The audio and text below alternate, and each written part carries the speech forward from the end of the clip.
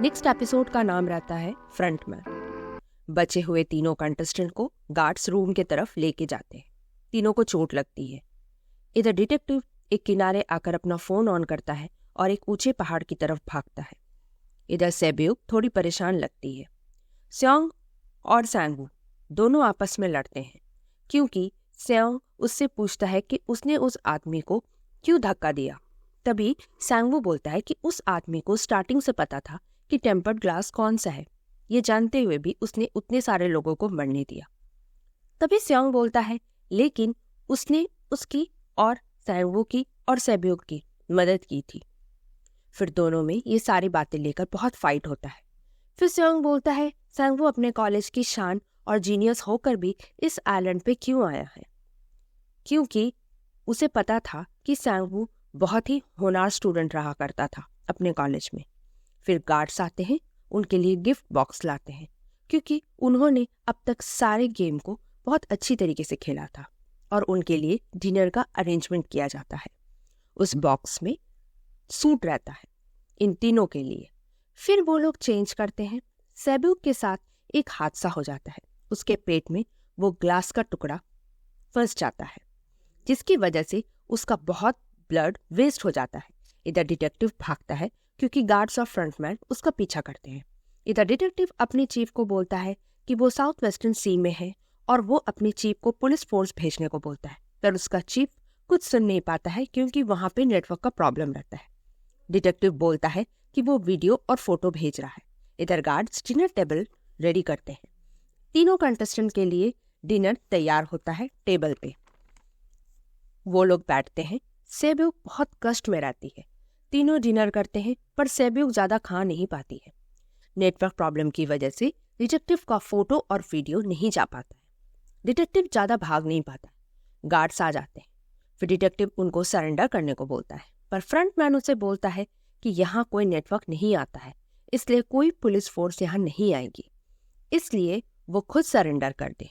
Frontman detective को बोलता है कि फोन उसे वापस कर दे, पर डिटेक्टिव नहीं मानता है। इधर तीनों कंटेस्टेंट का डिनर कंप्लीट हो जाता है।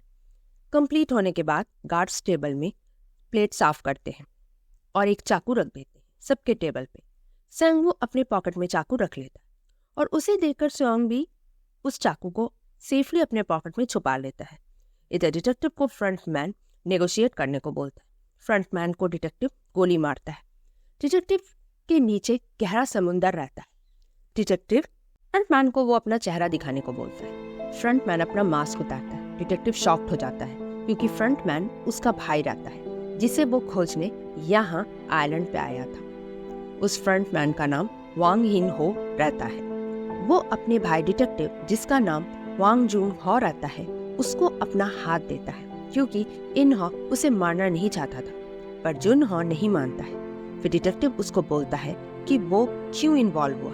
फिर फ्रंटमैन उसको मार देता है। इधर तीनों कंटेस्टेंट अपने रूम में रहते हैं। सांगवू और स्योंग में अब वो फ्रेंडशिप बाकी नहीं रह गया था क्योंकि अब वो कंपटीटर बन चुके थे। फिर स्योंग सेब्यूक के पास जाता है। सेब्यूक सोचती है कि स्योंग उसे मारने आया है, पर स्योंग बोलता है कि ये चाकू वो सांगवू से अपने आप को बचाने के लिए रखा है। फिर सेब्यूक और स्योंग बातें करते हैं। फिर स्योंग बोलता है कि वो साथ रहेंगे एक टीम बनकर, ताकि सांगवू को वो हराकर यहाँ से आधा आधा पैसा लेकर बाहर जा सके। फिर सेब्यूक उससे उसका फ्यूचर टारगेट पूछती है। स्योंग उसे बोलता है कि वो अपना लोन खत्म करेगा और बीच मार्केट में अपनी माँ के लिए एक बड़ी सी दुकान लेगा और अपनी बेटी के लिए एक अच्छा पिता बनकर दिखाएगा। फिर सेब्यूक भी अपने भाई और अपने फ्यूचर टारगेट के बारे में बताती है।